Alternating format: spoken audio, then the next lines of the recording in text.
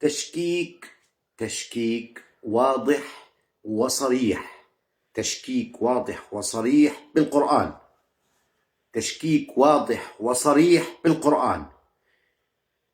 نسمع وبنرجع إن شاء الله.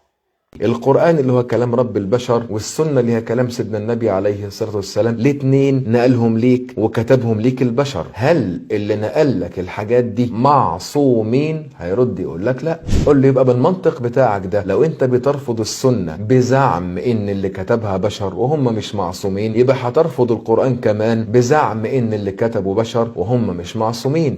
هقول لك لا، ربنا قال في القرآن إنا نحن نزلنا الذكر وإنا له لحافظون. الآية دي انت عرفتها ازاي؟ سمعتها من ربنا كده، ولا الآية دي نزلت على سيدنا النبي فنقلها ليك البشر وكتبها ليك البشر ووصلت لك النهاردة عن طريق البشر؟ فالآية اللي انت بتستدل بيها على ان القرآن مش ممكن يكون فيه حاجة غلط، نقلها لك نفس البشر اللي نقلوا السنة.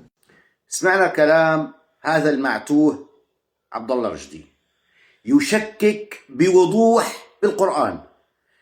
معنى كلامه: إن لم تقبل بكتب البشر فكتاب الله غير صحيح. إذا بدك تشكك بكتب البشر الغير معصومين، إذن كتاب الله مشكوك فيه لأنه نقلوه الغير معصومين. لا يدري هذا الجاهل المتعالم أن دليل صحة القرآن منه فيه.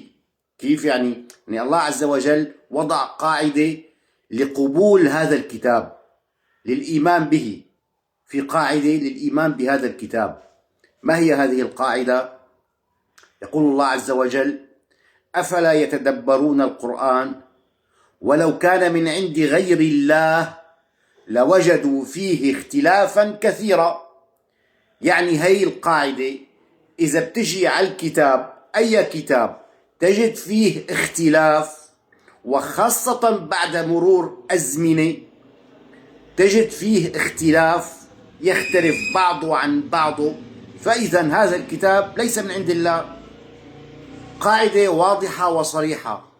فلا يهم من نقل الكتاب، المهم ما هو الموجود في هذا الكتاب.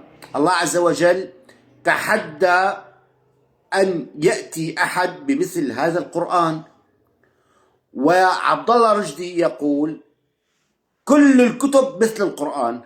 كلامه يعني كل الكتب، ما يسميها هي كتب السنة اللي هي كتب الحديث، يعني كلها مثل القرآن. إذا شككت فيها إذن عليك أن تشكك بالقرآن. هذا فحوى كلام هذا الجاهل، عليه من الله ما يستحق.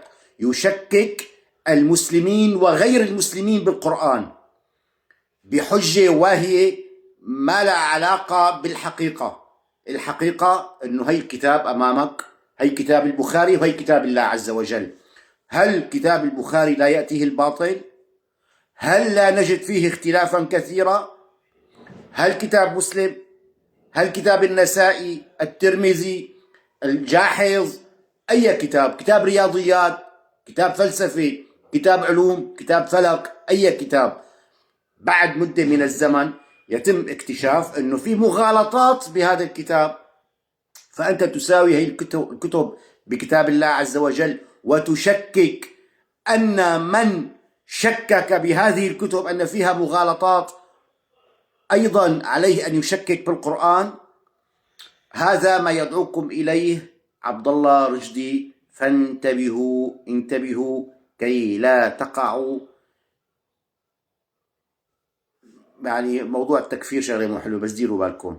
انتبه أن يدخل إلى قلبك أن صحة القرآن مرهونة بصدق من نقله. انتبه تمام لهالنقطة، أنه يدخل لقلبك كما يفعل عبد الله رشدي الآن. يريد أن يدخل إلى قلبك فكرة أن صحة القرآن مرهونة بصدق من نقله، بصدق من نقله إلينا عبر الأجيال.